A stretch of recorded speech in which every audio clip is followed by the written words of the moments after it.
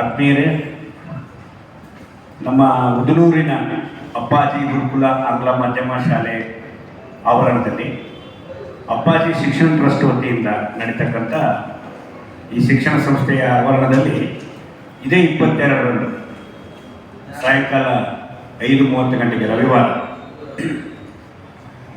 ಮಕ್ಕಳ ಸಾಂಸ್ಕೃತಿಕ ಉತ್ಸವ ಅಂತ ಪ್ರತಿ ವರ್ಷ ಮಾಡ್ತೀವಿ. ಆ ಕಾರ್ಯಕ್ರಮದ ನಿಮಿತ್ತವಾಗಿ ವಿವಿಧ ಸಾಂಸ್ಕೃತಿಕ ಕಾರ್ಯಕ್ರಮಗಳು ಮತ್ತು ನಮ್ಮ ಜಿಡಗ ಮುಗಳಕೋಡದ ಒಡೆಯರಾಗಿರ್ತಕ್ಕಂಥ ಲಿಂಗೈಕ್ಯ ಷಡಕ್ಷರಿ ಶಿವಯೋಗಿ ಸಿದ್ದರಾಮೇಶ್ವರ ಹಾಗೂ ಈಗಿನ ಪೀಠಾಧ್ಯಕ್ಷರಾಗಿರ್ತಕ್ಕಂಥ ಪರಮ ಪೂಜ್ಯ ಡಾಕ್ಟರ್ ಮುರುಘರಾಜೇಂದ್ರ ಅಪ್ಪಾಜಿಯವರ ದಿವ್ಯ ನೇತೃತ್ವದಲ್ಲಿ ಈ ಶಿಕ್ಷಣ ಸಂಸ್ಥೆ 2009ರಿಂದ ಆರಂಭವಾಗಿರ್ತಕ್ಕಂಥ ಈ ಶಿಕ್ಷಣ ಸಂಸ್ಥೆ ಇಲ್ಲಿಯವರೆಗೆ ಸುಮಾರು 4-5 ಸಾವಿರ ವಿದ್ಯಾರ್ಥಿಗಳಿಗೆ ಶಿಕ್ಷಣ ಕೊಡುವ ಮೂಲಕ ಅನೇಕ ಮಹತ್ತರದ ಸಾಧನೆಗಳನ್ನು ಮಾಡುವ ಮೂಲಕ, ಯಾಕಂದರೆ ಕಳೆದ 2-3 ವರ್ಷದಿಂದ ಈ ಗುಲ್ಬರ್ಗಾದಲ್ಲಿ ಪ್ರತಿಷ್ಠಿತ ಶಾಲೆಗಳ ಪಟ್ಟಿಯಲ್ಲಿ ಅಪ್ಪಾಜಿ ಗುರುಕುಲ ಶಾಲೆ ಉಂಟು. SSLC ರಿಸಲ್ಟ್ನಲ್ಲಿ 95ರಿಂದ 97 ಫಲಿತಾಂಶವನ್ನು ಇಲ್ಲಿವರೆಗೆ ನಾವು ತೆಗೆದುಕೊಂಡು ಬಂದಿದ್ದೀವಿ. ಪ್ರತಿ ವರ್ಷ 95, 96, 97 ತನಕ ನಮ್ಮ ರಿಸಲ್ಟ್. ನಮ್ಮ ಮಕ್ಕಳು ಹಳ್ಳಿ ಮಕ್ಕಳು ಹೆಚ್ಚಿಗೆ, ಆಮೇಲೆ ಬಡತನ ರೇಖೆಗಿಂತ ಕೆಳಗಿರ್ತಕ್ಕಂಥ ಮಕ್ಕಳು ಕೂಡ ಈ ಸಂಸ್ಥೆಯಲ್ಲಿ ವಿದ್ಯಾಭ್ಯಾಸ ಮಾಡ್ತಾರೆ. ಈ ಶಾಲೆಯ ವಿಶೇಷತೆ ಅಂದರೆ ಸಂಗೀತ, ನಾಟಕ, ಕಲೆ, ಸಾಂಸ್ಕೃತಿಕ, ಕ್ರೀಡೆ, ಕರಾಟೆ ಎಲ್ಲವನ್ನ ಜೊತೆಗೆ ಮಕ್ಕಳಿಗೆ ನೈತಿಕ ಶಿಕ್ಷಣ ಕೂಡ ಕೊಡ್ತೀವಿ. ಮತ್ತು ಆ ನೈತಿಕ ಶಿಕ್ಷಣ ಮಕ್ಕಳಿಗೆ ವಾರಕ್ಕೊಮ್ಮ ಒಬ್ಬ ನುರಿತ ಉಪನ್ಯಾಸಕರಿಂದ ಬೋಧನೆ ಮಾಡ್ತಕ್ಕಂಥ ಉಪನ್ಯಾಸ ನೀಡ್ತಕ್ಕಂಥ ಕೆಲಸ ಕೂಡ ಈ ಸಂಸ್ಥೆಯಲ್ಲಿ ಮಾಡ್ತೀವಿ. ಈ 1ರಿಂದ 10ನೇ ತರಗತಿಯವರೆಗೆ ಆರಂಭವಾಗಿರ್ತಕ್ಕಂಥ ಈ ಶಿಕ್ಷಣ ಸಂಸ್ಥೆಯಲ್ಲಿ ಕಳೆದ 10-15 ವರ್ಷಗಳಿಂದ ಒಂದು 50 ಜನ ಮಕ್ಕಳಿಗೆ ನಾವು ಉಚಿತ ಶಿಕ್ಷಣ ಕೂಡ ಕೊಟ್ಟಿದ್ದೀವಿ. ಆಮೇಲೆ ಈಗಿರ್ತಕ್ಕಂಥ ವಿದ್ಯಾರ್ಥಿಗಳ ಭವಿಷ್ಯಕ್ಕಾಗಿ ಯಾವುದೇ ಬಡ ಮಕ್ಕಳು ಶಾಲೆಯಿಂದ ವಂಚಿತರಾಗಬಾರ್ದು. ಕೆಲವರು ತಲೆಯೊಳಗೆ ಹೇಳಿದ ಸರ್ಕಾರಿ ಶಾಲೆಗೆ ಹೋಗಿಲ್ಲ ವಲ್ಲ ಅಂತ ಬಿಟ್ಟರು, ಆ ಸರ್ಕಾರಿ ಶಾಲೆ ಮಾದರಿಯಲ್ಲಿ ನಾವು ಪ್ರೈವೇಟ್ ಸ್ಕೂಲ್ ನಡೆಸಿರ್ತೀವಿ. ಸರ್ಕಾರ ಏನು ಸವಲತ್ತು ಕೊಡ್ತದ ಅದನ್ನು ಹೊರತುಪಡಿಸಿ ನಮ್ಮಲ್ಲಿ ವಿತೌಟ್ ಡೊನೇಷನ್ನೇ ಇಲ್ಲ. ಡೊನೇಷನ್ ಇಲ್ಲಾರ್ದೇ ಶಿಕ್ಷಣ ಸಂಸ್ಥೆ. ಮತ್ತು ಇಲ್ಲಿ ಒಂದು ಮನೆ ಬಾಜು ಟ್ಯೂಷನ್ ಕಲಿಸ್ಬೇಕಾದ್ರೆ ಇವತ್ತು 4ರಿಂದ 5 ಸಾವಿರ ರೂಪಾಯಿ ಬೇಕಾಗ್ತದೆ. ಆದರೆ ನಾವು ಆ ಮಕ್ಕಳಿಗೆ ಪ್ರತಿ ತಿಂಗಳು 1,000 ರೂಪಾಯಿ ಅಂತೆ, ಪ್ರೈಮರಿಯಿಂದ 1,000 ರೂಪಾಯಿ ಅಂತೆ ಅವರಿಗೆ ಶಿಕ್ಷಣವನ್ನು ಕೊಡ್ತಾ ಇದ್ದೀವಿ. ಇದು ಮತ್ತೆ ನಾವು ಇನ್ನೊಂದ್ಸಲ ನಾವು ಈ ಸಂಸ್ಥೆ ಬಗ್ಗೆ ಮತ್ತು ಸ್ಕೂಲ್ ಬಗ್ಗೆ ಆಗ್ತದೆ. ಇದು ಮೇನ್ ನಮ್ಮ ಕಾರ್ಯಕ್ರಮದ ಪಟ್ಟಿ. ಈ ಸಾಂಸ್ಕೃತಿಕ ಉತ್ಸವ ಕಾರ್ಯಕ್ರಮದ ಉದ್ಘಾಟನೆಯನ್ನು ನೆರವೇರಿಸಲಿಕ್ಕೆ ದಿವ್ಯ ಸಾನ್ನಿಧ್ಯವನ್ನು ವಹಿಸಿಕೊಳ್ಳಲಿಕ್ಕೆ ಶ್ರೀನಿವಾಸ ಸರಣಿಗೆಯ ರೇವಣಸಿದ್ಧ ಶಿವಾಚಾರ್ಯ ಮಹಾಸ್ವಾಮಿಗಳು ವಹಿಸಿಕೊಳ್ಳಲಿದ್ದಾರೆ. ಅದೇ ರೀತಿಯಾಗಿ ACP ಸಬರ್ಬನ್ನ ನಮ್ಮ ಆತ್ಮೀಯರು ಶರಣಬಸಪ್ಪ ಹೀರಾಸ್ ಅವರ ಕಾರ್ಯಕ್ರಮ ಉದ್ಘಾಟನೆಯನ್ನು ನಡೆಸ್ತಾರೆ. ಆಮೇಲೆ ಮುಖ್ಯ ಅತಿಥಿಗಳಾಗಿ ನಮ್ಮ ಜಿಡಗ ಮಠದ ಪೀಠಾಧ್ಯಕ್ಷರಾಗಿರ್ತಕ್ಕಂಥ ಪರಮ ಪೂಜ್ಯ ಮುರುಘರಾಜೇಂದ್ರ ಅಪ್ಪಾಜಿ ಅವರು ಸೋದರರಾಗಿರ್ತಕ್ಕಂಥ ಮತ್ತು ಸಿದ್ಧಶ್ರೀ ಶಿಕ್ಷಣ ಸಂಸ್ಥೆಯ ಕಾರ್ಯದರ್ಶಿಗಳು ಬಸವರಾಜ್ ಮಠಪತಿ ಅವರು ವಹಿಸಿದ್ದಾರೆ. ಅದೇ ರೀತಿಯಾಗಿ ಮಾನಸಿಕ ನಿರೀಕ್ಷಕರಾಗಿರ್ತಕ್ಕಂಥ ರಾಘವೇಂದ್ರ ಭಜಂತ್ರಿ ಅವರ ಕಾರ್ಯಕ್ರಮದ ಮುಖ್ಯ ಅತಿಥಿಗಳಾಗಿ ಮತ್ತು ಮಾದೇವ್ ಪಾಟೀಲ್ ಅವರು ಕೂಡ ಆರಕ್ಷಕ ನಿರೀಕ್ಷಕರು ಅವರಿರ್ತಾರೆ. ಆಮೇಲೆ ಶಿವಾನಂದ್ ಖಜೂರ್ಗಿ ಅವರು ದಿಶಾ ಕಾಲೇಜಿನ ವ್ಯವಸ್ಥಾಪಕ ಮುಖ್ಯಸ್ಥರು ಅವರು ಕೂಡ ಈ ಸಂದರ್ಭದಲ್ಲಿರ್ತಾರೆ. ಅದೇ ರೀತಿಯಾಗಿ ನಮ್ಮ ಹಿರಿಯ ವರದಿಗಾರರು ನಮ್ಮ ಗುರುಗಳಾಗಿರ್ತಕ್ಕಂಥ ಜೈತೀರ್ ಪಾಟೀಲ್ ಸರ್ ಅವರು ಕೂಡ ಕಾರ್ಯಕ್ರಮದ ಅತಿಥಿಗಳಾಗಿ ಇರ್ತಾರೆ. ಈ ಕಾರ್ಯಕ್ರಮದ ಸಭಾಧ್ಯಕ್ಷರಾಗಿ ಈ ಕಾರ್ಯಕ್ರಮವನ್ನು ನನಗೆ ಅವತ್ತು ಮಾರ್ಗದರ್ಶಕರಾಗಿ ನಮ್ಮ ಡಾಕ್ಟರ್ ಶರಣಬಸಪ್ಪ ಮಾಲಿಪಾಟೀಲ್ ಅವರ ಅಧ್ಯಕ್ಷತೆ ವಹಿಸಿಕೊಳ್ತಾರೆ. ಸುಮಾರು 7-8 ವರ್ಷಗಳಿಂದ ನಮ್ಮ ಶ್ರೀಮಠದ ಪರಂಪರೆಯಂತೆ ನಾನೇ ಶಾಲೆಯ ಹೆಸರಿಟ್ಟಿದ್ದೆ. ಆ ಗುರುಕುಲ ಮಾದರಿಯಲ್ಲಿ ಮಕ್ಕಳಿಗೆ ಶಿಕ್ಷಣವನ್ನು ಕೊಡ್ತಾ ಬಂದಿದ್ವಿ.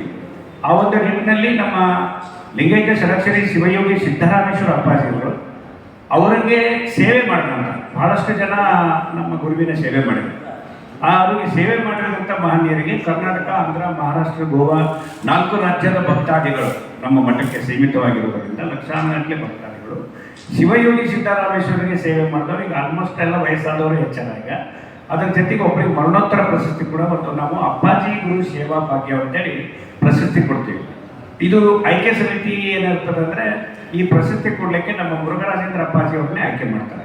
ಅವರು ಮತ್ತು ಇವರು ಯಾರೂ ನಮಗೆ ಪರಿಚಯ ಇದ್ದವರಲ್ಲ, ಹೆಚ್ಚು ಕಮ್ಮಿ ನಾವು ನೋಡಿದವರು, ದೂರದಿಂದ ಇದ್ದವರು ಮತ್ತು ಬೇರೆ ಬೇರೆ ಕಡೆಗೆಲ್ಲ ನಮ್ಮ ಗುರುಗಳು ಸಂಚಾರ ಮಾಡಿದ್ರಿಂದ ಅಲ್ಲಲ್ಲಿ ಭಕ್ತರಿಗೆ ಕೂಡ ಅವಕಾಶ ಸಿಗಲಿ ಅಂತೇಳಿ ರಾಷ್ಟ್ರ ಪ್ರಶಸ್ತಿ ಅಂತಲೇ ಆಯ್ಕೆ ಮಾಡ್ಕೊಂಡಿವಿ. ಆ ಆಯ್ಕೆ ಪಟ್ಟಿಯನ್ನು ನಮ್ಮ ಗುರುಗಳೇ ನಮ್ಗೆ ಸಲ್ಲಿಸ್ತಾರೆ. ಅವರನ್ನು ನಾವು ಸಂಪರ್ಕ ಮಾಡಿ ಅವರಿಗೆ ನಾವು ಪ್ರಶಸ್ತಿಯನ್ನು ನೀಡ್ತೇವೆ. ಪ್ರತಿ ವರ್ಷ 5 ಜನರಿಗೆ ಈ ಪ್ರಶಸ್ತಿ ಅಪ್ಪಾಜಿ ಗುರು ಸೇವಾ ಭಾಗ್ಯ ಅಂತಕ್ಕಂಥ ಪ್ರಶಸ್ತಿ. ಈ ಬಾರಿ ನಮ್ಮ ಗುಲ್ಬರ್ಗದ ವತಿಯಿಂದ ಮರಣೋತ್ತರ ಪ್ರಶಸ್ತಿ ನಮ್ಮ ಶ್ರೀಮಂತರ ತಂದೆ ಶಂಕರಪ್ಪ ಪಾಟೀಲ್ ಚಿಡಗದ ಶ್ರೀಮಂತ ಮಠದ ಭಕ್ತರು ಇವರಿಗೆ ಈ ಬಾರಿ, ಮತ್ತೆ ಶ್ರೀಮತಿ ಸುಮಂಗಲ ಪಾಟೀಲ್ ಬೀದರ್ನ ಸುಮಂಗಲ ಪಾಟೀಲ್ ಅವರಿಗೆ ನಾವು ಈ ಬಾರಿ ಪ್ರಶಸ್ತಿಗೆ ಆಯ್ಕೆ ಮಾಡಿದ್ದೇವೆ.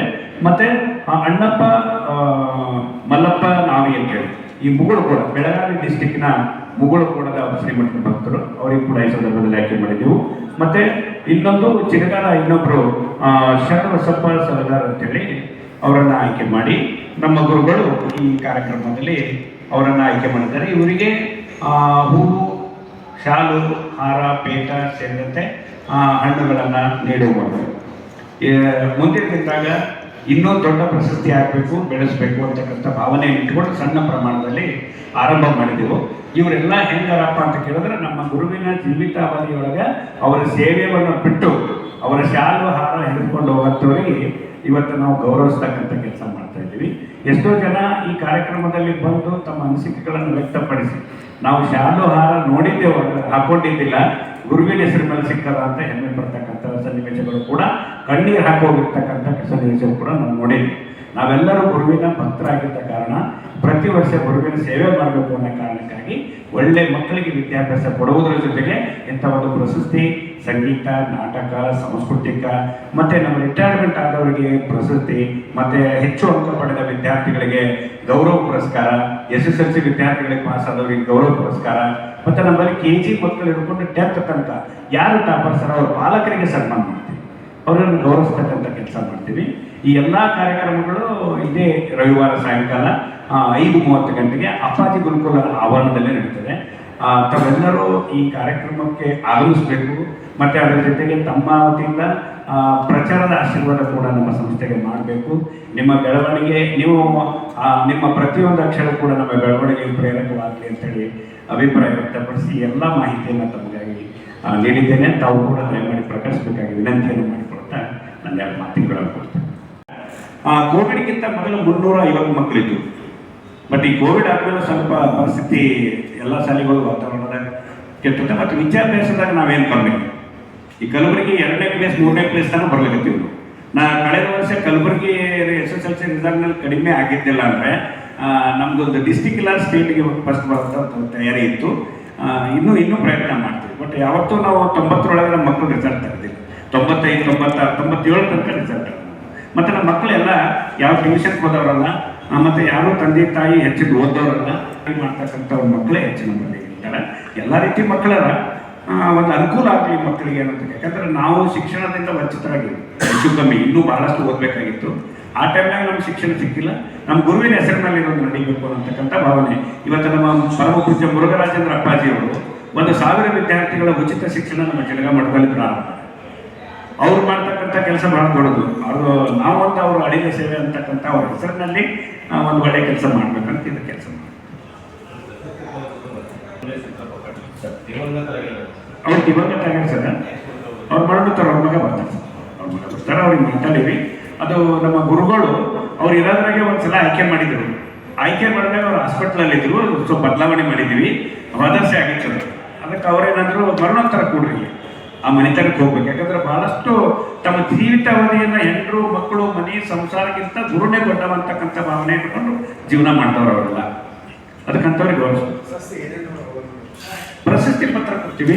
ಆಮೇಲೆ ಹೂವು, ಹಣ್ಣು, ಶಾಲು, ಪೇಟ, ಇದಕ್ಕೆ ಯಾವುದೇ ಥರ ಬಂಗಾರ, ಚಿನ್ನ ಅಂತಕ್ಕಂಥದ್ದು ಇನ್ನೂ ತನಕ ನಾವು ಮಾಡಿಲ್ಲ. ಗುರುವಿನ ಆಶೀರ್ವಾದ ಇದ್ರೆ ಅದನ್ನು ಮಾಡ್ತೀವಿ. ಮುಂದಿನ ದಿನ ಇರಬೇಕು. ರಾಷ್ಟ್ರ ಪ್ರಶಸ್ತಿ ಅಂದ್ರೆ ನಾವು ಸಣ್ಣವರಾಗಿ ದೊಡ್ಡ ಪ್ರಶಸ್ತಿ ಕೊಡೋಗತ್ತೀವಿ ಅನ್ನೋದು ಉದ್ದೇಶ ಏನಂದ್ರೆ, ಈ ರಾಷ್ಟ್ರ ಪ್ರಶಸ್ತಿ ನಮ್ಮವರಿಗಾಗಿನೇ ಇರ್ತದೆ. ಹೆಚ್ಚು ಕಮ್ಮಿ ನಾವು ಬೇಕಾದವ್ರಿಗೆ ಆಯ್ಕೆ ಮಾಡಿಕೊಂಡು ಸಾಹಿತ್ಯಗಳಿಗೆ ಸಂಗೀತ, ನಾಟಕ, ರಾಜ್ಯ ಮತ್ತು ರಾಷ್ಟ್ರ ಮಟ್ಟದಾಗ ಆಯ್ಕೆ ಮಾಡಿ ಅದು ಇದು ಅಂತೇನಿಲ್ಲ. ಯಾರು ನಮ್ಮ ಮಠಕ್ಕಾಗಿ, ಯಾರು ನಮ್ಮ ಗುರುವಿಗಾಗಿ ಸೇವೆ ಮಾಡೋರು ಅವರಿಗೆ ಕೊಡಂಥ ಪ್ರಶಸ್ತಿ, ಮನೆಯವರಿಗೆ ಕೊಡಂಥ ಪ್ರಶಸ್ತಿ ಇದ್ದಂಗೆ ಒಂದು ರೀತಿಯಲ್ಲಿ ಗೌರವಿಸ್ತಕ್ಕಂಥ ಕೆಲಸ ಮಾಡಬೇಕು ಅಂತ ಮಾಡಕತ್ತೀವಿ. ಇನ್ನೂ ನಮ್ಮ ಶಾಲೆ ಹೆಚ್ಚಿನ ಮಟ್ಟದಾಗ ಬೆಳೀತು ಅಂದ್ರೆ ಅದು ಕೂಡ ನಮ್ಮ ಪ್ರಯತ್ನ.